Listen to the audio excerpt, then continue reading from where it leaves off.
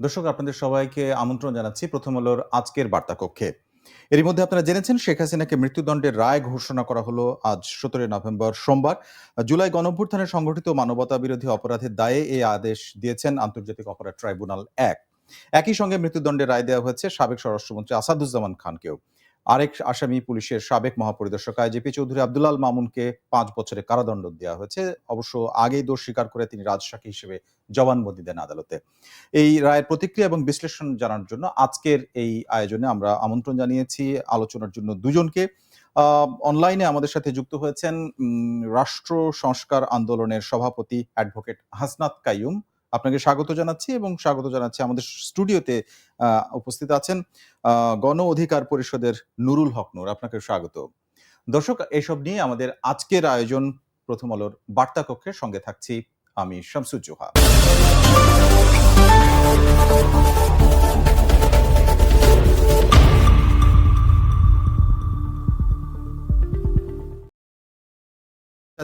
প্রথমে যাচ্ছি নুরুল হক নূর আপনার কাছে। আপনাকে স্বাগত জানাচ্ছি। জুলাই হত্যাকাণ্ড সহ মানবতা বিরোধী অপরাধে মামলার রায় হলো। এটি এই আ মামলার এইবারে জুলাই হত্যাকাণ্ড ঘটার পরে প্রথম কোনো রায় যেটি এই আদালত থেকে হলো এবং এই রায়ে শেখ হাসিনার মৃত্যুদণ্ডের রায় এলো।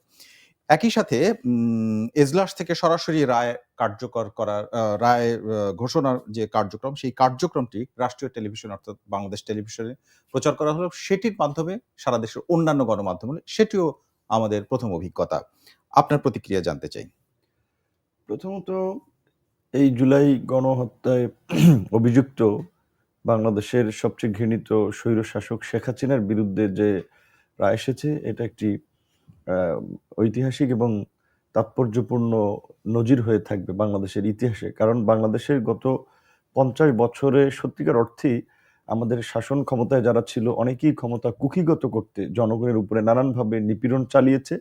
স্বৈরতন্ত্র কায়েম করার জন্য ভিন্ন মত দমন, পীড়ন, গুম, খুন চালিয়েছে, বিভিন্ন ক্ষেত্রে হয়েছে। শেখ হাসিনার মতো তো কেউ লিমিট ক্রস করে নাই। তো কাজে এইটা বাংলাদেশের মানে প্রধানমন্ত্রী থেকেও তাদেরকেও যে আইনের আওতায় আনা যায় বা তাদেরও অপরাধের জন্য যে ফাঁসি হতে পারে এটা একটা দৃষ্টান্ত স্থাপিত হয়েছে এবং ভবিষ্যতে শাসকদের জন্য একটা সতর্কবার্তা। সেদিক থেকে এটি একটি গুরুত্বপূর্ণ ঘটনা এবং আহত পরিবার এবং আহতরা যারা এখনো হসপিটালে আহাজারি করছে তারা কিছুটা হলেও বোধহয় একটু স্বস্তি পাচ্ছে যে এই ভেবে যে এই ঘটনায় বিচার হচ্ছে। কারণ আসলে শেষ পর্যন্ত বিচার হবে কিনা এটি নিয়ে আমাদের মনে একটা বড় ধরনের সংশয় ছিল। বৈদেশিক চাপ এবং নানান প্রেক্ষাপট উপেক্ষা করে ডক্টর ইউনূস সরকার, অন্তর্বর্তীকালীন সরকার শেষ পর্যন্ত বিচার করে যেতে পারবেন কিনা। কারণ অন্তর্বর্তীকালীন সরকার যদি বিচার না করেন এইটা গ্যারান্টি দিয়ে বলা যেতে পারত যে পরবর্তী পলিটিক্যাল ইলেক্টেড গভর্নমেন্ট এসে এই বিচার ওইভাবে করবে না। সো এই গভর্নমেন্ট যেহেতু শুরু করেছে এবং রায় কার্যকরের একটি বিধানও আছে, যেহেতু ৩০ দিনের মধ্যে আপিল করার আসামি পক্ষের সুযোগ আছে, তো স্বাভাবিকভাবেই এটা বোঝা যাচ্ছে যে তারা দেশে আসবে না এই মৃত্যু পরোয়ানাকে উপেক্ষা করে। সেই জায়গা থেকে রায়টি যত দ্রুত কার্যকর হবে সেটি আমাদের প্রত্যাশা থাকবে এবং একই সাথে আমরা এটাও বলতে চাই যে শুধুমাত্র শেখ হাসিনা, আসাদুজ্জামান খান কামালকে সর্বোচ্চ শাস্তি মৃত্যুদণ্ড দিয়ে কিংবা আইজিপি আব্দুল আল মামুনকে কারাদণ্ড দিয়েই এই জুলাই গণহত্যার ন্যায় বিচার নিশ্চিত করা যাবে না। জুলাই গণহত্যা একটি সংগঠিত অপরাধ ছিল এবং একটি রাজনৈতিক দল যারা সংঘবদ্ধ জনগোষ্ঠীর প্রতিনিধিত্ব করে সেই দল হচ্ছে আওয়ামী লীগ, যারা সংগঠিতভাবে এই জুলাইয়ের নিপীড়ন সহ গত 16 বছর গুম খুনের মাধ্যমে বাংলাদেশকে একটা একদলীয় রাষ্ট্রে পরিণত করেছে। কাজেই দল হিসেবে আওয়ামী লীগ এবং তার প্রধান এই অপকর্মের সহযোগী জাতীয় পার্টির সহ অন্যান্য যারা দোষর তাদেরও বিচার হতে হবে দল হিসেবে। যদি বিচার না হয় তাহলে বাংলাদেশে আরো ভবিষ্যতে ফ্যাসিবাদ তৈরি হতে পারে। আচ্ছা, আপনার কাছে আরেকবার আসবো আমি। সাথে আপনি বলেছেন অন্তর্বর্তী সরকারকেই এই বিচারটা করতে হবে। তাছাড়া এটা আসলে এই সংশয়টা কেন? সেটা আমরা পরে আসি। তার আগে আমাদের সঙ্গে অ্যাডভোকেট হাসনাত কাইয়ুম আছেন। আপনার কাছে আমি জানতে চাই যে মামলার যে ৩ জন আসামি তার মধ্যে শেখ হাসিনা এবং আসাদুজ্জামান দুজনই আ ভারতে অবস্থান করছেন এবং তাৎক্ষণিক প্রতিক্রিয়ায় আইন উপদেষ্টা বলেছেন যে, "আমি বিস্মিত না এবং বলতে চাই যে ভারতকে চিঠি লিখব এবং জানাবো যে তাদেরকে হস্তান্তরের বিষয়ে।" এই বিষয়টি তিনি বলেছেন। আমার প্রশ্ন হচ্ছে যে, যে একজন পুলিশ কাস্টডিতে এখন আছেন, চৌধুরী আব্দুল আল মামুন, তিনি আইজিপি ছিলেন সেই সময়। আ তার 5 বছরের কারাদণ্ড হলো এবং যে দুজন ভারতে তাদের মৃত্যুদণ্ড হলো। এখানে আপনি যদি একটু ক্রিটিক্যালি দেখেন আপনার কোনো বিশ্লেষণ রয়েছে কিনা আইনজীবী হিসেবেও? আপনাকে ধন্যবাদ এবং যারা শুনছেন তাদেরকেও শুভেচ্ছা, এবং আমার যে সহ-আলোচক নুরুল হক নূর এখানে আছে তাকেও আসলে শুভেচ্ছা জানাই। আজকে একদিক থেকে বাংলাদেশের আইন অঙ্গনে, আইনের ইতিহাসে ধরেন খুব গুরুত্বপূর্ণ একটা জায়গা। নূর যেমন করে বলতেছিলেন যে আসলে বাংলাদেশে যারা যখন আসলে শাসন ক্ষমতা পায়, তারা যেভাবে আসলে এই ক্ষমতাটার ব্যবহার করে, তার মধ্যে আসলে তাদের কোনো ধরনের জবাবদিহিতা করতে হবে কখনো। কখনো তাদের আসলে আইনি কোনো একটা প্রক্রিয়ার অনুসরণ করে তাদের বিচার হতে পারে। কিংবা সেই বিচার এইরকম যে তারা আসলে জীবনহানির রায় হইতে পারে। এইটা আসলে আমাদের এখানে ৫৪ বছরে কোনোভাবেই আমাদের এখানকার আসলে রাজনৈতিক সংস্কৃতির মধ্যে এটার কোনো ধরনের আসার জায়গা ছিল না। তো সেদিক থেকে এইবার যারা অভ্যুত্থান করেছেন, এইবার যারা আসলে শেখ হাসিনাকে আ কিংবা তার স্বৈরতন্ত্রকে বিদায় করার জন্য যারা জীবন দিয়েছে, প্রথমত আজকে এই সুযোগে আমি তাদের প্রতি আবারও আমার কৃতজ্ঞতা এবং আমার সম্মান জানাতে চাই। যে এই যে নতুন একটা বাংলাদেশের সূচনা করা, বাংলাদেশ মানে নতুন বাংলাদেশ তো বিভিন্ন দিক থেকে শুরু হবে।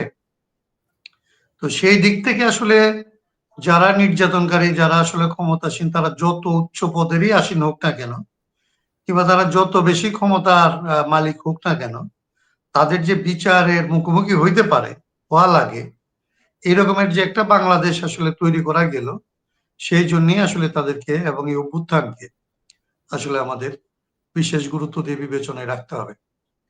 বাংলাদেশে যেটা আরেকটা জিনিস যেটা আমি বলতে চাইছিলাম, আপনি যেটা বললেন যে আসলে ক্রিটিক্যালি দেখার তো অনেকগুলো জায়গা আছে, কিন্তু প্রধানত আমি যেটা বলতে চাই এটা হচ্ছে যে বাংলাদেশে এ পর্যন্ত যে সমস্ত রাজনৈতিক অপরাধ হয়েছে, সেই রাজনৈতিক অপরাধগুলির আসলে বিচার সেভাবে হয়নি।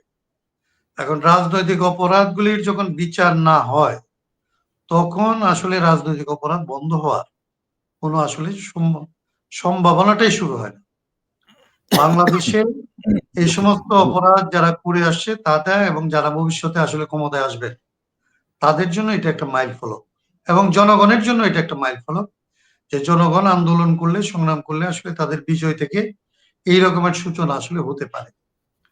ক্রিটিক্যালি যদি দেখার কথা বলেন, তাহলে আসলে একটা দুইটা জিনিস আছে, যেটা হচ্ছে যে আহ আপনার যে আসলে যে অ্যাপ্রুভার হইল, যিনি আসলে রাজসাক্ষী হইলেন, রাজসাক্ষী হওয়ার শেখ হাসিনার বিরুদ্ধে তার অপরাধ প্রমাণের জন্য আসলে আমার নিজের কাছে মনে হয় না যে এখানে আমাদের কোনো রাজসাক্ষীর প্রয়োজন ছিল। আর রাজসাক্ষী লাগে আপনার এরকম ঘটনায় যখন আসলে আপনার কাছে আসলে কোনো প্রমাণ নাই, আপনি তার অপরাধকে প্রমাণ করার জন্য যথেষ্ট মাত্রায় যখন আপনার প্রমাণ থাকে না, তখন আসলে অপরাধ সংগঠনের সাথে যারা যুক্ত থাকে, তাদের মধ্যে থেকে যখন কেউ আসলে এটা স্বীকার করার জন্য কিংবা এটা সাক্ষ্য প্রমাণ দেওয়ার জন্য প্রস্তুত হয়, তখন তাদেরকে আসলে একটা বিশেষ সুযোগ রাষ্ট্র কিংবা আইন আসলে দিয়ে থাকে। কিন্তু হাসিনার এইবারের অপরাধের যে সমস্ত সাক্ষ্য প্রমাণ আমাদের প্রসিকিউশনের হাতে ছিল, এই তদন্ত টিমের হাতে ছিল, এমনকি জি। আন্তর্জাতিক বিভিন্ন সংস্থার কাছে ছিল, সব মিলে তার অপরাধ এত বেশি স্পষ্ট ছিল যে তাকে আসলে দায়ী করার জন্য, তার অপরাধ প্রমাণ করার জন্য কোনো অ্যাপ্রুভারের প্রয়োজন ছিল না।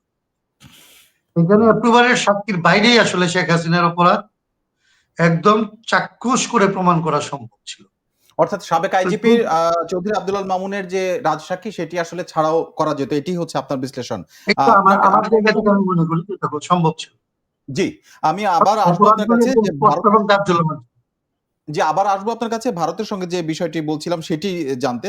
তার আগে আমি একটু নূর আপনার কাছে আসতে চাই। সেটি হচ্ছে যে আপনি বলেছেন যে এই সরকারের আমলেই আসলে হওয়া আসলে এটা বিচার প্রক্রিয়ার ক্ষেত্রে একটা সুন্দর চাওয়া, নাকি এটার মধ্যে সমস্যা দেখেন কোনো আপনি? নাকি না, আশঙ্কা দেখেন যে না, অন্য সময় হবে না? স্বাভাবিকভাবেই এটা গণঅভ্যুত্থানের একটা বৈধতাও বটে যে এই গণবিরোধী কর্মকাণ্ডে যারা জড়িত ছিল গণঅভ্যুত্থানের সরকারের মাধ্যমে তাদের একটা বিচারিক প্রক্রিয়ায় নিষ্পত্তির দিকে কিংবা একটা মোটামুটি অগ্রগতির দিকে নিয়ে যাওয়াটা। কারণ এর পরের গভর্নমেন্টের যদি এটা করার প্রয়োজন হয়, আর এই গভর্নমেন্টের যে ম্যান্ডেটটা ছিল, যেটা আমরা বারবার শুরু থেকেই বলে আসছি, যে এই সরকারের 3টি প্রধানতম ম্যান্ডেট, একটি হচ্ছে যে এই গণহত্যার বিচার, মানে প্রথমত ছিল গণহত্যায় এবং এই জুলাই আগস্টের আন্দোলনে যারা আহত তাদের সুচিকিৎসা, তাদের পরিবারকে ক্ষতিপূরণ, গণহত্যার বিচার, এবং এই যে যেভাবে রাষ্ট্রটা এই জায়গায় আসলো, যে একটা ফ্যাসিবাদী সরকারকে কিভাবে এই রাষ্ট্র ওন করলো বা কিভাবে ধারণ করলো, বিভিন্ন আইনগত প্রক্রিয়া, বিভিন্ন প্রাতিষ্ঠানিক দুর্বলতা, এইটার একটা সংস্কার করে, যেটা আন্দোলনের আগে তরুণদের পক্ষ থেকে পরিষ্কার ঘোষণা ছিল মানুষের উদ্দেশ্যে, যে এই ফ্যাসিবাদী কাঠামোর বিলোপ এবং একটা নতুন রাজনৈতিক বন্দোবস্ত। তো এর জন্য এই বিচারটা খুব জরুরি ছিল। না, আপনার এই ব্যাখ্যাটা আমরা এর আগেও শুনেছি। মানে এটা ঠিক আছে। কিন্তু প্রশ্নটা এরকম যে অন্য কারো ক্ষেত্রে আপনারা কি আস্থা রাখতে পারেন না যে অন্য কোনো সরকার নির্বাচনের পরে যেটা আসবে তারা আসলে বিচার ব্যবস্থাটাকে এরকম নিতে পারবে না যে জায়গায় থাকবে না যাতে করে এইরকম আ আম বি মানে বিচার কার্যকর করা মানে এরকম রায়-টায় ঘোষণা করা বা হাই প্রোফাইল কাউকে আসলে করা যাবে না। এরকম মানে শঙ্কা দেখেন কিনা? এটা কিছুটা স্বাভাবিক, কারণ হচ্ছে বাংলাদেশ নয়, আপনার বিশেষ করে গত 2 দশকে কিংবা 2 দশকে যদি আমরা বিভিন্ন জায়গার বিপ্লবের ঘটনাগুলো দেখি, সেই সমস্ত জায়গায় দেখব যে গণ অভ্যুত্থানের বা এই ধরনের পিপল আপরাইজিং এর পরের সরকার নানা কারণে পপুলারিটি লস্ট করে এবং অভ্যুত্থানের অংশীজনরা নানান কারণে বিভক্ত থাকে। সেটা কালচারাল ডিভিশন বলেন, রিলিজিয়াস ডিভিশন বলেন, কিংবা ক্লাস ডিভিশন বলেন, নানান কারণে তারা একটা বিভক্ত হয়ে পড়ে। তো গণ অভ্যুত্থানের মধ্যে দিয়ে যে আমাদের একটা ইস্পাতসম ঐক্য তৈরি হয়েছিল, এটা কিন্তু পরিষ্কার যে গত এই 15 মাসে সেই ঐক্যটা কিছুটা ঢিলে ঢালা হচ্ছে।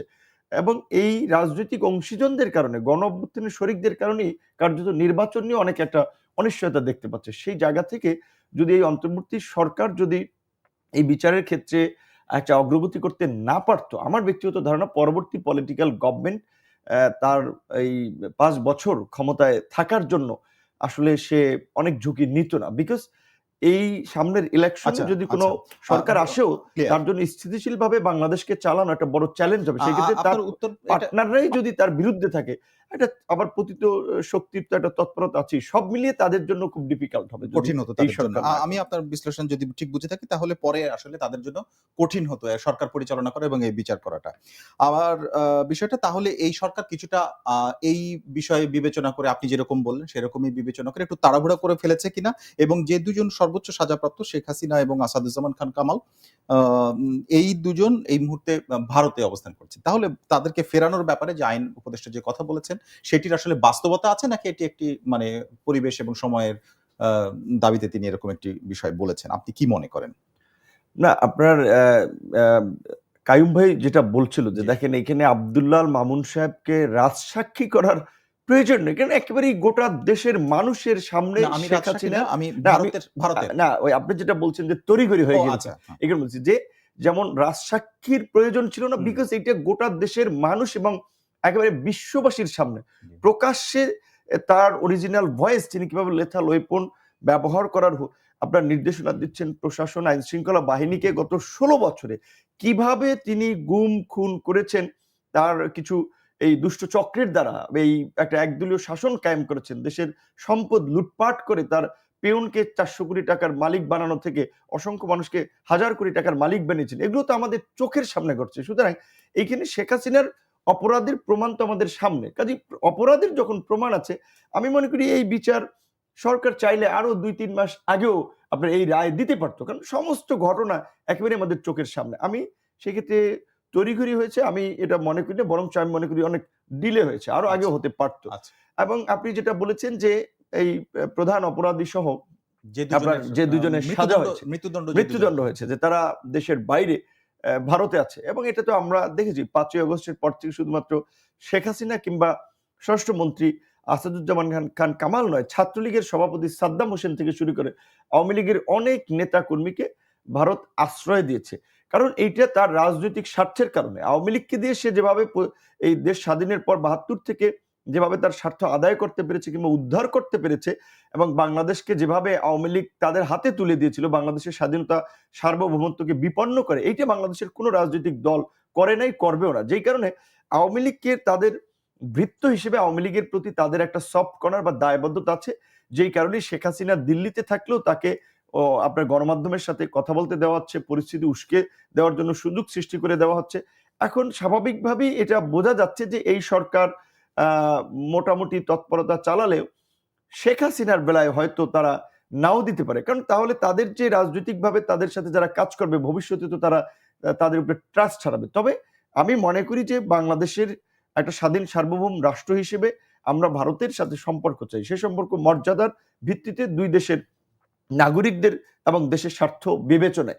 আমরা মনে করি যে সরকার জোরালোভাবে একটা তৎপরতা চালাতে পারে এবং দেশের মধ্যে এই বিষয়টা রাজনৈতিক চাপও তৈরি করা দরকার ভারতের প্রতি, যেন ভারত শেখ হাসিনাকে এবং এই ফাঁসিবাদের সাথে জড়িত যারা ভারতে আশ্রয় নিয়েছে তাদেরকে এইখানে ফেরত দেয়। না হলে আরেকটা সংকট তৈরি হবে, ভারত যদি আওয়ামী লীগের প্রতি তার এই সফট কর্নারটা সমর্থনটা অব্যাহত রাখে তাহলে এই দেশকে অস্থিতিশীল করার জন্য ভারত আওয়ামী লীগকে সুযোগ দেবে, সীমান্ত দিয়ে ঢুকে এখানে বম্বিং করে দেবে, ককটেল মেরে যাবে, যেভাবে 2006 সালে আপনার 111-এর সময় আওয়ামী লীগের নেতাকর্মীরা করেছিল। জাহাঙ্গীর কবির নানক এই কথা আমাদের সাথে গল্পের ছলে বলেছিল যখন আমরা কোটা সংস্কার আন্দোলন করেছিলাম 2018 সালে। তখন সরকারের পক্ষ থেকে জাহাঙ্গীর কবির নানক এবং এনামুল হক শামীমকে দায়িত্ব দেওয়া হয়েছিল ছাত্রদের এই বিষয়ে কথা বলার জন্য। তারা তখন বলেছে যে কিভাবে ওই 111-এর সময় তারা কাজ করেছে, যে সীমান্তের এই পারে সে বাংলাদেশি সিম ব্যবহার করেছে, ওই পারে গিয়ে ভারতের সিম ব্যবহার করেছে এবং এইখানে এই নানান ধরনের নৈরাজ্য শেষ করে আবার ওই পারে নির্বিঘ্নে চলে গেছে বিএসএফ এর সহযোগিতায়। তো ভারতকে যদি একটা শক্ত মেসেজ না দেওয়া যায়, ভারত কিন্তু শেখ হাসিনাকে ফেরত দেখ বা না দেব, আমরা যদি একটা শক্ত মেসেজ না দিতে পারি, তৎপরতা না চালাতে পারি, তাহলে সামনেও ভারত এই ডিস্টার্বটা অব্যাহত রাখবে, যেটা বাংলাদেশের স্থিতিশীলতার জন্য একটা বড় ধরনের হুমকি সামনে হবে। হতে পারে। আচ্ছা, এবারে যাচ্ছি অ্যাডভোকেট হাসনাত কাইয়ুম আপনার কাছে। আপনার কাছে আমি যেটি জানতে চাই যে ভারতের বিষয়ে নূরের কথা, নুরুল হক নূর যে বক্তব্য দিচ্ছিলেন আপনি শুনছিলেন।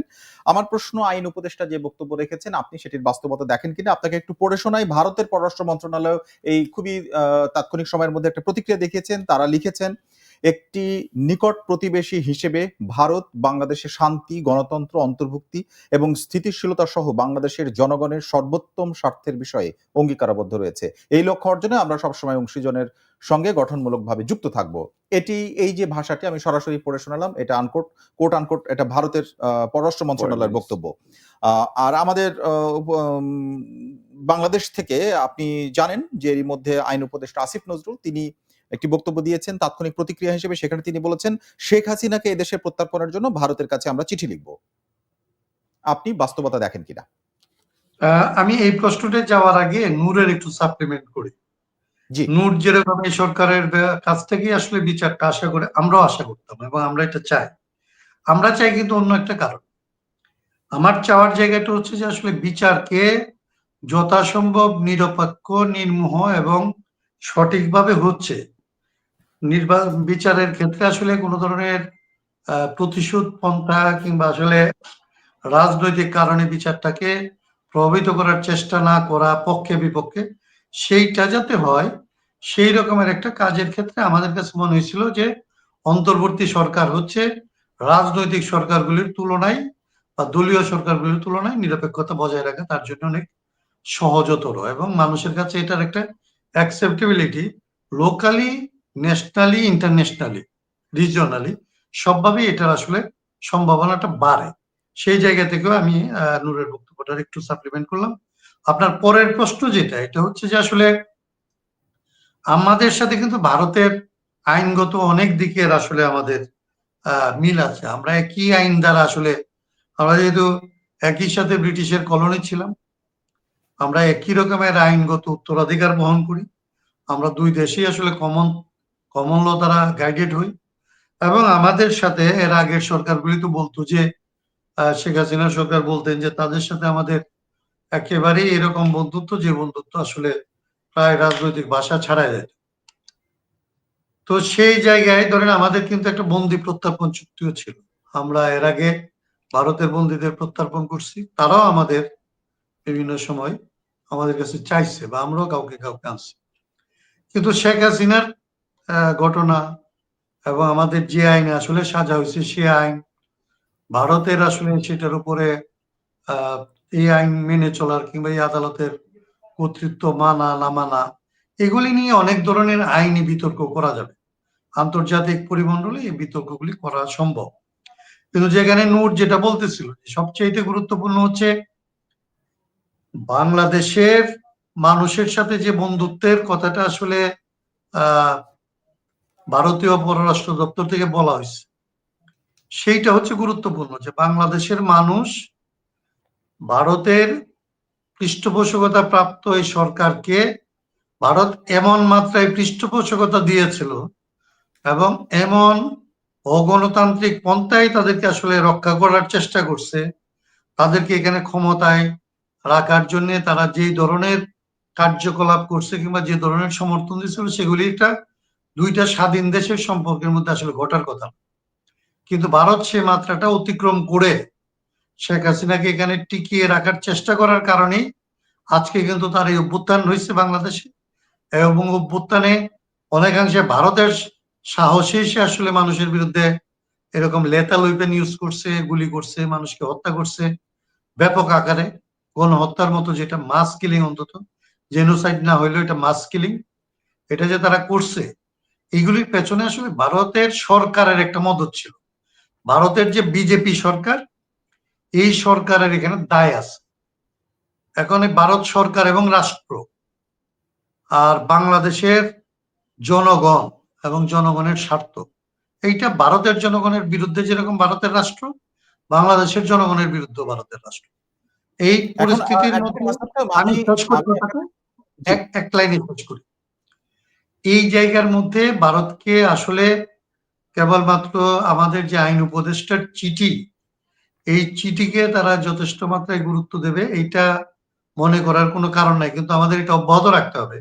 তার চাইতেও বেশি আসলে, তার চাইতেও বেশি আমি যেটা মনে করি যে আন্তর্জাতিক মহলে ভারত যে আমাদের দণ্ডপ্রাপ্ত একজন, মানে মৃত্যুদণ্ডপ্রাপ্ত আসামিকে প্রশ্রয় দিয়ে রাখতেছে, সেইটার জন্য বাংলাদেশের আন্তর্জাতিক মহলের কাছে এই বিষয়ে ভারতের বিরুদ্ধে আমাদের ক্রমাগতভাবে কথা বলা দরকার, এবং আন্তর্জাতিক চাপ যাতে আসলে আন্তর্জাতিক মহল দিতে বাধ্য হয়, সেটার জন্য আমাদের কাজ করা দরকার। জি, ধন্যবাদ। আমি আবার আসবো আপনার কাছে। নুরুল হক নূর, আপনার কাছে আসছি। সাধারণত স্পর্শকাতর কোনো রায় ঘোষণা হলে আদালত পাড়ায় আইন শৃঙ্খলা বাহিনীর এক ধরনের নিরাপত্তা বলয় থাকে। সেটি খুবই স্বাভাবিক, সেটি ছিল। কিন্তু আমরা লক্ষ্য করেছি আজকে সারা ঢাকা এবং গত কয়েকদিন থেকেই ১৩ তারিখেও এই ধরনের নানা রকম ঘটনা ঘটেছে সারা দেশে। আপনি নিশ্চয়ই লক্ষ্য করেছেন।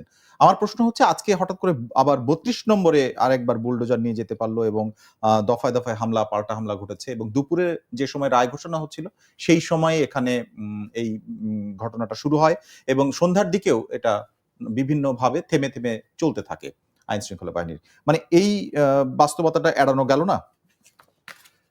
এখন এখানে সোশ্যাল মিডিয়াতে আসলে অনেক কথা বলা খুব বিপজ্জনক, কারণ সস্তা বা পপুলারিটির জায়গা থেকে কথা না বললে আসলে আমাদের ধরেন গত ৭-৮ বছরে হুম, এই মুভমেন্ট এত স্যাক্রিফাইস, তাতে আমাদেরকেও দালাল বলতে সোশ্যাল মিডিয়াতে একটা কি বলবেন, একটা শ্রেণীর মানুষের হুম, বাঁধবে না।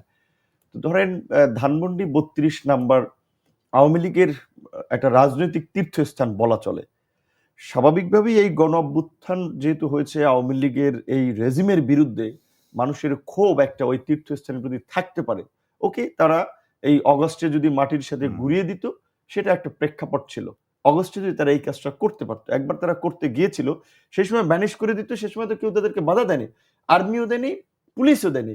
কিন্তু এইখানে আবার এখন যাওয়া, কয়েকদিন পরে আবার যাওয়া, এইটা তো সাধারণ মানুষকেও কিন্তু বরঞ্চ ওইটার প্রতি sympathize করছে, কিছু সহানুভূতি, না এটা ডেইলি ডেইলি কেন এখানে এগুলো করা হচ্ছে, এবং ওই এলাকার বাসিন্দা যারা, তারাও কিন্তু একটা আতঙ্কের মধ্যে থাকে আবার যে আবার কি হয় না না হয়। এবং আমার খারাপ লাগছে যে আমি আমার দেখেছি যে কারাগারের সহযোদ্ধা, এই জুলাই গণঅভ্যুত্থানে একটা ছেলে নীরব, আমাদের যে ছাত্রনেতা ছিল, সে দেখলাম পুলিশের সাথে করতে যে আহত হয়েছে, আরো কিছু নেতৃবৃন্দ আহত হয়েছিল। হুম। তাদের ক্ষোভ থেকে এটা তো গত বছর কেন করেনি, এটাকে যেই রেখে রেখে এই রকমের একটা পরিস্থিতি, এবং এটা পত্রপত্রিকায়, দেশি বিদেশি পত্রপত্রিকায় বারবার একটা নিউজ হবে, এটা তো আসলে দেশের জন্য একটা মানে বাজে ইনসিডেন্ট হচ্ছে, এবং একটা ব্যাড এক্সাম্পল হয়ে যাচ্ছে যে বারবার এটা, এবং বিদেশিদের কাছে দেশের মধ্যে কি মেসেজ দিচ্ছে যে এখনো মব চলছে বা এখনো আইন শৃঙ্খলা বাহিনী বা আইন শৃঙ্খলা পরিস্থিতি ঠিক নেই। সো এইটা এই মুহূর্তে নির্বাচন যেই সময়, আমরা প্রশাসনের, আইন শৃঙ্খলা বাহিনীর একটা শক্ত ভূমিকা প্রত্যাশা করছি যে তারা রাজনৈতিক প্রভাবের ঊর্ধ্বে থেকে একটা নিরপেক্ষ শক্তিশালীভাবে ভূমিকা নেবে, যেন কেউ কেন্দ্র দখল করতে আসলে ভোট কেন্দ্রে বাধার সৃষ্টি করলে তারা যেন তার বিরুদ্ধে ভূমিকা নিতে পারে। তো এখন আইন শৃঙ্খলা বাহিনী যদি তার স্বকীয় অবস্থানের ভিত্তিতে একটা পজিশন না নিতে পারে, তাহলে এই আইন শৃঙ্খলা বাহিনী নিয়েও নির্বাচনে যাওয়া নিয়ে একটা প্রশ্ন উঠবে। এবং এইখানে এই পরিস্থিতিটা কেন হয়েছে, আমি আসলে এটা আমার কোনো মানে এটা ইকুয়েশনে মানে আসে না। আমি একটু স্পেসিফিক হই, যদি এরকম আপনার কাছে মনে হয় কিনা যে ৩২ নম্বরের এমনিতে অর্ধেক ভাঙাই জায়গাটা, সেটা আসলে টার্গেট যে গতকালকে থেকে এক ধরনের বোঝা যাচ্ছিল, সোশ্যাল মিডিয়ার কথা আপনি অলরেডি বলেছেন। তো সেটাতে তাদের আসলে প্রস্তুতির ঘাটতি ছিল, নাকি সক্ষমতার ঘাটতি ছিল, নাকি তাদের ইচ্ছার ঘাটতি ছিল? আপনার কোনটা মনে হয়? একটু সংক্ষেপে বললে আমি পরের এখন প্রশ্নে এটা যাবো। আসলে আমি জানি না, আমি পরিষ্কারভাবে বলেছি যে জি। মানুষের শেখ হাসিনার প্রতি ক্ষোভ ছিল। হুম, এটা সিরিয়াতেও দেখেছেন যে হুম, বাশার আল আসাদের পতনের পরে তার বাবার মানুষ কিভাবে ভাস্কর্য ভেঙে চুরে রাস্তায় মিশিয়ে দিয়েছে। বিভিন্ন স্বৈর শাসকদের বেলায় তাই হয়েছে।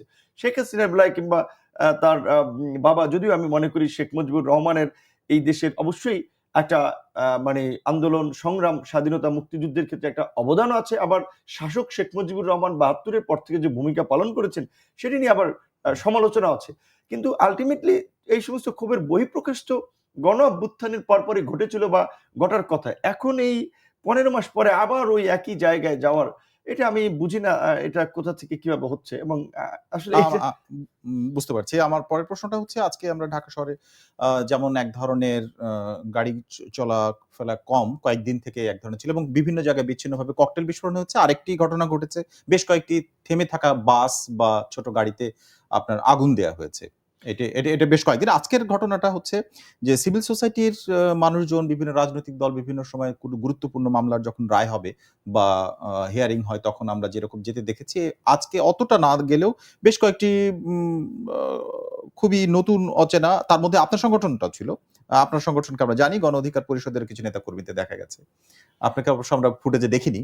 আ আ ছিলেন কিনা জানি না। মানে এই উপস্থিতিটা আপনি কেমন দেখেছেন এবং সেটা কেমন ছিল? আর বিশেষ করে ঢাকা ইউনিভার্সিটিতে আপনার ডাকসু যেটা করেছে, যে বড় স্ক্রিন করে এই রায়টা সম্প্রচার করা, এই বিষয়গুলোকে আপনি কিভাবে দেখেন? ডাকসুর নেতা শিবির কর্মীরাও ছিলেন না, সেখানে। রায়টা তো যেভাবে একেবারেই মানে শুরুর দিক থেকেই হুম, বিচারের বিভিন্ন যুক্তি তর্কের যে পর্বগুলো জি, যেভাবে টেলিভিশনের হুম, লাইভ সম্প্রচার দেখানো হয়েছে, এটা বিচারের স্বচ্ছতা একেবারেই আন্তর্জাতিক পরিমণ্ডলে হুম, ফুটে উঠেছে বা মানুষ বুঝতে পেরেছে যে হুম, কেউ কোনো কোশ্চেন করতে পারবে না যে এইটা ওই আওয়ামী লীগের আমলের মতো গণভবন থেকে কোনো রায় বোধহয় এক্সিকিউশন হয়েছে, হুম, সেরকম কোনো বিষয় নেই। সেটা এই লাইভ সম্প্রচারের মধ্যে দিয়ে পরিষ্কার। এবং আজকে স্বাভাবিকভাবেই এখানে ওই পতিত ফ্যাসিস্ট শক্তির পক্ষে তো আপনার বিভিন্ন একটা সমর্থক গোষ্ঠী ছিল। তারা তো এই বিচার কি হচ্ছে না হচ্ছে সেটা নিয়ে খুব বেশি তাদের মাথা ব্যথা নাই। বাট যারা গণ অভ্যুত্থানের পক্ষের শক্তি, তাদের মধ্যে তো একটা উচ্ছ্বাস, একটা আগ্রহ, উদ্দীপনা আছে যে বিচারটা কি হচ্ছে। আমরা যেমন আমার কথা ধরেন যে আমি একজন তরুণ ছাত্র নেতা হয়ে গত এই ৭-৮ বছরের রাজনৈতিক জীবনে আমি যতবার যেভাবে অত্যাচারিত হয়েছি, এটা বাংলাদেশের রাজনৈতিক ইতিহাসে নাই। বাংলাদেশে শুধু বিশ্বের ইতিহাসে এরকম কম পাওয়া যাবে। তো আমার তো একটা স্বাভাবিকভাবে আমার একটা প্রত্যাশা যে এই রায়টা যেন একটা সর্বোচ্চ শাস্তি হয়। যদিও আমি আবার আমাদের আরেক জাতীয় নেতা মাওলানা ভাসানীর ৪৯তম মৃত্যুবার্ষিকী উপলক্ষে শ্রদ্ধা জানাতে টাঙ্গাইল গেছি। কারণ আমার আদালতে যাওয়া না যাওয়ায় কিছু ডিপেন্ড করে না। আদালত আদালতের মতো চলবে। আমাদের সেই কনফিডেন্সটা ছিল যে এটা ন্যায় বিচার হবে। সেখানে আমি বিভিন্ন সংগঠন বলেন, বিভিন্ন শ্রেণী পেশার মানুষ বলেন, তাদের বিভিন্ন প্রতিক্রিয়া, তাদের সর্বউপস্থিতি যতটুকু দেখেছি, এটা প্রত্যাশিত ছিল। গণঅভ্যুত্থান পরবর্তী একটা পরাজিত পতিত স্বৈরাচার ফ্যাসিস্ট শাসকের এই আ সর্বোচ্চ রায় হবে এবং সেটা দেখার জন্য মানুষের একটা আগ্রহ। এবং এই রায়কে কেন্দ্র করে আপনি যেটা বলেছিলেন যে ১৩ই নভেম্বর থেকে এবং আজকে এবং আগামীকালকেও কর্মসূচি, এই যে আপনার যেটা বলে যে পালিয়ে যাওয়া সংগঠনের নেতাকর্মীরা এখানে চেষ্টা করছে। যদিও এটাতে খুব বেশি ফ্রুটফুল হচ্ছে না। ২-১ জায়গায় ২-১টি ককটেল মেরে আপনার পালিয়ে যাচ্ছে কিংবা ২-১ জায়গায় ভীতি সৃষ্টি করার জন্য খালি বাসে আগুন দিচ্ছে। এবং এইটা যারা করছে, আমার বিশ্বাস যে তারাও খুব অল্প সময়ের মধ্যেই সীমান্ত পার না হতে পারলে তারাও আইনের আওতায় আসবে। এবং সেজন্যই আমরা ইতিমধ্যেই প্রশাসনের সাথে সর্বোচ্চ স্তরে কথা বলেছি। সীমান্ত এলাকায় যেন তারা নজরদারি কড়াকড়ি করে যে এইখানে পেট্রোল বোমা মেরে, ককটেল মেরে যেন ওইখানে পার হতে না পারে। এবং ইতিমধ্যে ডিএমপি, সিএমপি প্রশাসনের একটা শক্ত নির্দেশনা আছে। এবং রাজনৈতিক দল ধরেন যেটা হয় একটা দল ক্ষমতায় থাকলে তার দল রাজপথে থাকে এই সমস্ত প্রেক্ষাপটে। এখন দেখেন সব দল, বিএনপি বলেন, জামাত বলেন, গণ অধিকার বলেন, তারাও কিন্তু সরকারকে সহযোগিতা করার জন্য এই পরিস্থিতিকে উত্তরণে তারাও কাজ করছে এবং আমার বিশ্বাস যে এখানে জনগণের বড় একটা অংশের সমর্থন আছে। সুতরাং সেই ক্ষেত্রে আওয়ামী লীগ ৭৫-এ তো ২১ বছর পরে ব্যাক করতে পেরেছিল। জি। ৭৫-এ এই ধরনের গণ অভ্যুত্থান হয়নি। ধরেন একটা অস্ত্রধারী গ্রুপ, সেটা সামরিক বাহিনী হোক কিংবা বেসামরিক লোকজন হোক, তারা শেখ মুজিবুর রহমান সহ তাদের পরিবারের কয়েকজন সদস্যকে মেরে ফেলেছিল। আর এইটা একটা গণ অভ্যুত্থান হয়েছে যেখানে জনগোষ্ঠী একেবারে এই শাসকদের বিরুদ্ধে দাঁড়িয়েছিল। তারা দেশ থেকে পালিয়ে গিয়েছেন। বিচারিক প্রক্রিয়া তাদের ফাঁসি হচ্ছে। আমার ধারণা আওয়ামী লীগ আগামী ৪১ বছরেও রাজনৈতিকভাবে দাঁড়াতে পারবে না। তারা ওই জার্মানিতে নাৎসি পার্টির মতো, কারণ নাৎসিরা এই দ্বিতীয় বিশ্বযুদ্ধের পরে এখনো কিন্তু রাজনৈতিকভাবে কার্যক্রম চালাতে পারে নাই, কার্যত তারা নাই হয়ে গেছে। কিংবা ইটালিতে মুসুলিনির পার্টি, ঠিক এখানে আওয়ামী লীগের পরিণতি তাই হবে। কিন্তু আমার আফসোস লাগে, খারাপ লাগে এখানকার কিছু সাধারণ নেতাকর্মী যারা হয়তো ভালোবেসে ধরেন ওই দলটা করতো, ওই নেতারা রয়েছে লন্ডনে, কেউ রয়েছে মানে দেশের নেপালে, দেশের নেতা যারা তাদের মানে নির্দেশনায় তাদের জন্য। এইখানে জি। তারা নিজেদের জন্য জি। একটা বিপদ ডেকে জি। আনছে। এটা জি। খারাপ লাগছে আমার। জি, আমি একটু যেতে চাই আমাদের আরেকজন অতিথি আমাদের সাথে যুক্ত আছেন অ্যাডভোকেট হাসনাত কাইম আপনার কাছে। আপনাকে আপনি নুরুল হক নূরের বক্তব্য নিশ্চয়ই শুনছিলেন। তিনি যেটি বলেছেন যে খুবই পরিষ্কারভাবে দেখা গেছে বিচার প্রক্রিয়া এবং রায় ঘোষণা।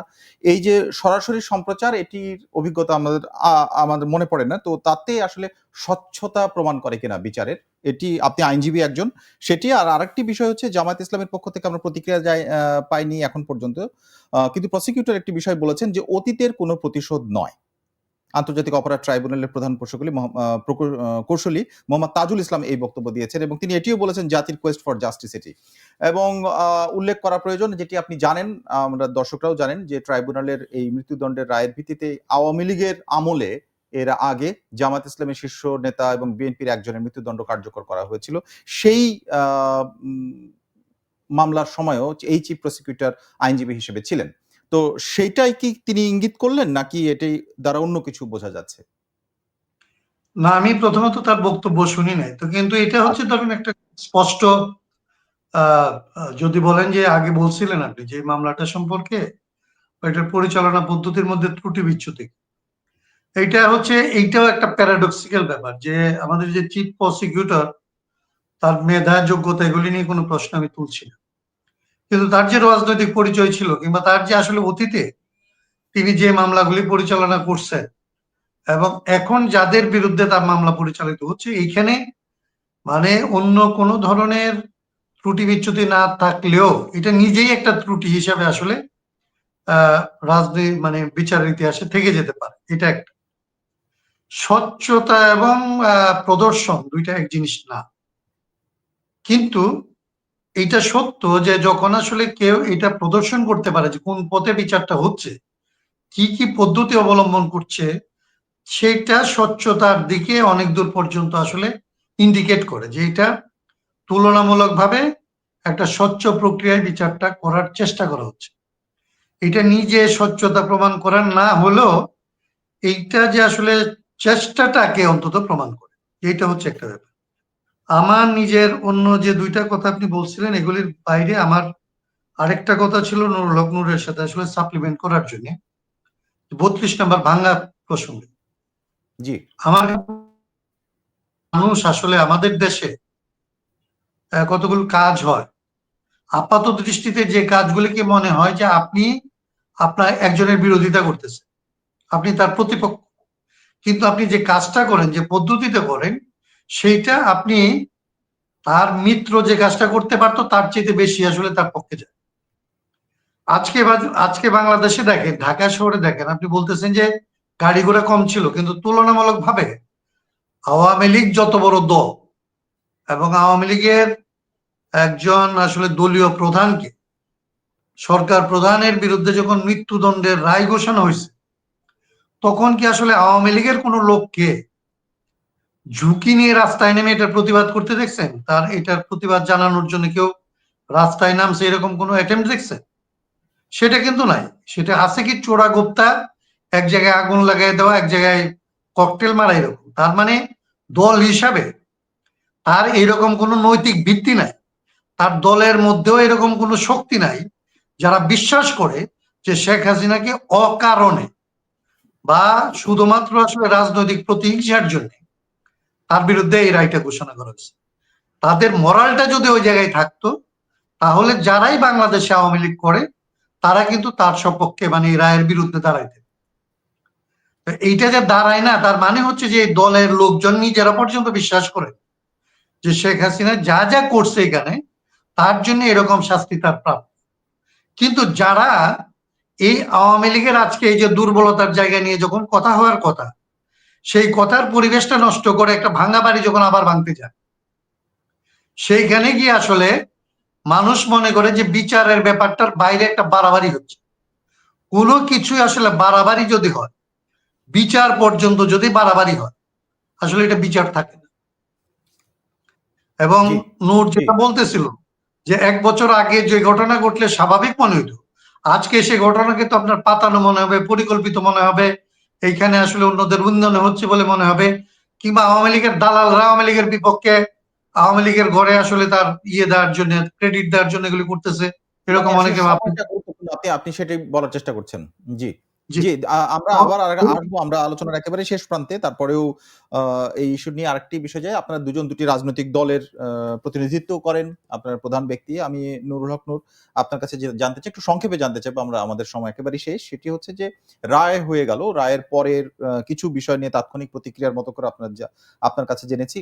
কিন্তু সামনে নির্বাচন এবং দেশ এখন যে সময়টাতে রাজনৈতিক অবস্থায় ছিল গতকাল পর্যন্ত আমরা যে জায়গাটা নিয়ে আলোচনা করতাম, সেই পরিস্থিতিতে এবং সেই পরিবেশে এবং অন্তর্বর্তীকালীন সরকারের অধীনে নির্বাচনের যে পিরিয়ডটা সেটি খুব বেশি না।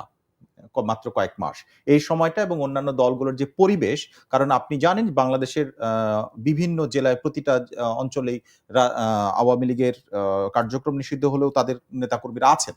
তো সেই প্রতিক্রিয়াটা আসলে সামলে ওঠা কঠিন হবে কিনা বা বড় কোনো প্রতিক্রিয়া হবে কিনা? নাকি আদৌ হবে না, এটা কোনো বিষয় না? আপনি কি মনে করেন? এখন এটা ডিপেন্ড করবে যে জুলাইয়ের শক্তি হিসেবে যারা আমরা দাবি করি রাজনৈতিক দলসমূহ তাদের ইউনিটির উপরে। কারণ আমরা যদি ভিজিবল থাকি সারা দেশব্যাপী, হুম, তাহলে আওয়ামী লীগের মাথাচাড়া দিয়ে ওঠার কোনো সুযোগ নেই। রাজনৈতিক দলগুলোর পাশাপাশি প্রশাসনের একটা সক্রিয় ভূমিকা প্রয়োজন। ধরেন আমরা দেখেছি পত্র-পত্রিকার মাধ্যমে এই জুলাইয়ের গণহত্যায় বা আওয়ামী লীগের বিভিন্ন অপকর্মের কারণে যাদেরকে গ্রেপ্তার করানো হচ্ছে, তাদের পক্ষে যে সমস্ত আইনজীবীরা দাঁড়াচ্ছেন, তারা ওই রাজনৈতিক পরিচয় আবার এই জুলাইয়ের শক্তি দাবি করা এই আইনজীবী তারা পয়সার কারণে অনেক এক জায়গায় জামিন করাচ্ছেন এবং যেটা পত্রপত্রিকার রিপোর্ট হচ্ছে 70% জামিন হয়ে গেছে এবং হাইকোর্টের এক কোর্ট থেকে 800-র মতো জামিন হয়েছে।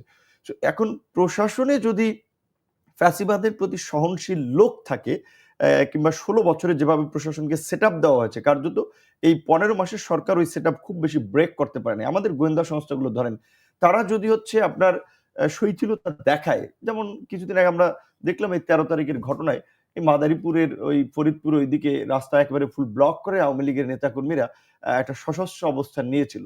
তো এই অগস্ট বিপ্লবে জুলাই গণ অভ্যুত্থানের সময় আমাদের প্রশাসন হেলিকপ্টার থেকে গুলি চালিয়ে মানুষ মেরেছিল।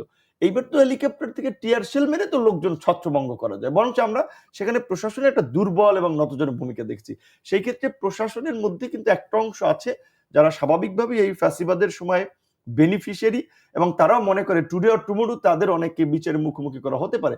এই কারণে তাদের একটা দোদুল্যমান অবস্থা আছে যে না এদেরকে একটু স্পেস দিয়ে মানে সরকারকে একটু চাপে রাখা বা রাজনৈতিক দলগুলো যেন চিন্তা করে যে না তাদেরকে ছাড়া একটা ভালো নির্বাচন করা কিংবা আগামীতে রাষ্ট্র পরিচালনা করা বেগ পেতে হতে পারে। কিন্তু প্রকৃত অর্থে জুলাইয়ের শক্তিসমূহ যদি ঐক্যবদ্ধ থাকে, ন্যূনতম যদি বোঝাপড়া থাকে তাদের রাষ্ট্রের ব্যাপারে, তাহলেই কেবলমাত্র আগামীতে একটা ভালো নির্বাচন সম্ভব এবং ভালোভাবে দেশ না, সেটা পরিচালনা যদি সম্ভব। থাকে আপনি বলছেন, আমার মানে একেবারেই হা নার মধ্যে যদি উত্তর দেন সংক্ষেপে, সেটি হচ্ছে যে এটা সম্ভব কিনা আদৌ? আপনি সেই আহ সম্ভাবনা দেখেন আমি আদৌ? আমি মনে করি যে সম্ভব এবং সম্ভাবনাও দেখি। তবে কিছুটা আবার একটু অন্য রকমের মাঝে, মাঝে একটু পরিস্থিতিও দেখতে পাই। কারণ একটা বিষয়ের সম্ভাবনা দেখি এই কারণে দিন শেষে সবাই মনে করে যে এখনকার যারা শক্তি, যে যদি ভিন্ন কোনো পরিস্থিতি হয় তাহলে তাদের প্রত্যেককে যে মাশুলটা দিতে হবে, যে ক্ষতির মুখে পড়তে হবে সেটা তাদের জন্য অপূরণীয় হয়ে দাঁড়াবে। কাজেই একটু বিভাজন মতানৈক্য থাকা সত্ত্বেও দেখা যাবে যে আবার তারা মৌলিক ইস্যুতে শেষ পর্যন্ত এক জায়গায় চলে আসবে। ধন্যবাদ। আমি যাচ্ছি অ্যাডভোকেট হাসনাত কাইয়ুম, আপনার কাছে আমার শেষ প্রশ্ন, আপনি কোন সম্ভাবনা দেখেন কিনা যে এই যে রায়ের পরে আওয়ামী লীগে একটি, আপনি তাদের নেতাকর্মীদের কথা উল্লেখ করেছেন, ঢাকা শহরে এমন কোন প্রতিক্রিয়া এটা আপনার কাছে মনে হয়নি। কিন্তু সারা দেশে নির্বাচনের আগের এই সময়টাতে কোন সমস্যা তৈরি হতে পারে কিনা যেটা নির্বাচনকে এফেক্ট করতে পারে? আমি নিজে নির্বাচনকে এফেক্ট করার মতো কোনো পরিস্থিতি বাংলাদেশে আওয়ামী লীগ একা করতে পারবে, দল হিসেবে আওয়ামী লীগ করবে সেটা আমি মনে করি না। তবে নির্বাচন নিজেই ধরেন যেটা নূর বলতেছিল সেগুলি সাপ্লিমেন্ট করলে বলা যায় যে একটা নির্বাচন পরিচালনা করার জন্য, সুষ্ঠুভাবে করার জন্য ২ ধরনের ব্যাপার লাগে। একটা রাজনৈতিক দলগুলির একটা সহনশীলতা, একটা সংস্কৃতি, এটা লাগবে বিশেষত এবারের পরিস্থিতিতে। আরেকটা হচ্ছে আসলে প্রশাসনিক যে আসলে দক্ষতা এবং নিরপেক্ষতা লাগে। সেই জায়গাটার মধ্যে আসলে এক ধরনের ত্রুটি এখনো পর্যন্ত আমরা লক্ষ্য করি এবং এটা একটা দুর্বলতার দিক। কিন্তু আমি মনে করি যে বাংলাদেশের এই নির্বাচন এটা তার আসলে অস্তিত্বের সাথে অনেকাংশে সম্পর্কিত। আর স্বৈরতন্ত্রকে বিদায় জানিয়ে গণতন্ত্রের পথে আসলে সূচনা করার ক্ষেত্রেও গুরুত্বপূর্ণ। সেগুলিকে আমাদের রাজনৈতিক দলগুলি শেষ পর্যন্ত বিবেচনায় নিবে, এইটা আমি আশা করতে চাই। এবং সেইভাবে আমি মনে করি যে অ্যাকসেপ্টেবল একটা নির্বাচন, মানে ধরেন খুবই উচ্চাশা করার কিছু নাই, কিন্তু আমি মনে করি যে একটা অ্যাকসেপ্টেবল নির্বাচন আমাদের সবাইকে মিলে করতে হবে এবং এটা পারতে হবে আমাদের। এর বাইরে আমাদের আসলে কোনো পথ নাই। সেজন্যই আমি জি। বলতে চাই যে আমি বিশ্বাস করি যে এটা সম্ভব। এখানে যদি কোনো বড় রকমের বিপর্যয়ের কোনো ঘটনা ঘটে সেটা অন্য। কিন্তু এমনিতে আসলে আমি মনে করি যে একটা অ্যাকসেপ্টেবল নির্বাচন আমরা করতে পারব। অনেক ধন্যবাদ অ্যাডভোকেট হাসনাত কাইয়ুম।